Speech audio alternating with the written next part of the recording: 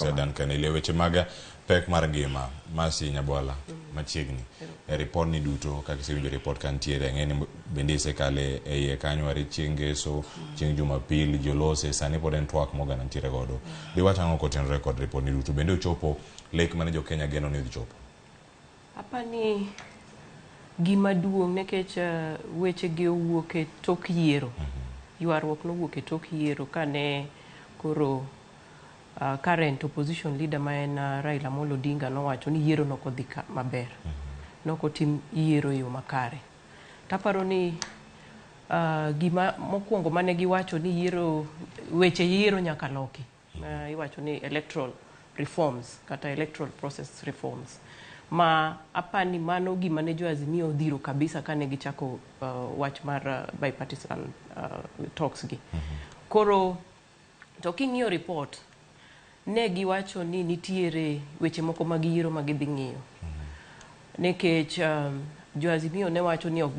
gin kaka en kare ka nitie kaka president be donjore gi weche yiero commissioners mag IEBC to sani gidhiro ni nitie panel kata committee ma idhi losi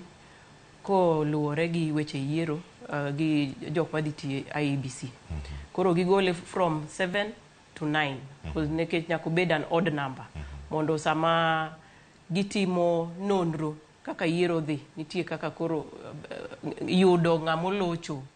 kata make decisions bedo mayot koro aparo ni mano no dhi makare e weche yiero to kendo ne gichak giwacho gimoro e weche yiero ni electoral reforms legal reforms moketi e constitution madhi bedo embedded e constitution 8 months to elections ka wawach ni election kata yiero dhi timore igani to nitie processes gi reforms molosi go mokete constitutions ok nyal tiyo e yiero mabiro no nyako tiye yiero ma the next kora paro ni nitiere gik moko mabecho mosebet ka miyowa wadok chien nekech sasa ma wadhi e yiero nitie ywarruok to ywarruok maduong' bang' yiero en gani ane malocho ng'acha oyombi ng'ani be wacho ni ane mayombo ane man gi ji to koro apani committee ni nong'iyo weche go matut to apani kanyo ne giloso weche go mabecho in terms of electoral process reforms kamana ngena wadugo mon podo Ahmed none matuta kela jadolo Bishop Albensioto gino mane kano twak Ramogi TV ka tielo mokwongo kata tielo mar ariyo ne wantie ka koka twak da tedore kendo e kinde ng'anyo mano ne okibago kuonde mopogore pacho kane wantiere karka kendo duond jodolo ni winjo kendo gino mane kwayo en ni jotelo ariyo gibed piny Kenya kikwang' ka gineno report osegol bano report mar twak mar thek nyaka sani kwaneno nadko report makoro bende wantie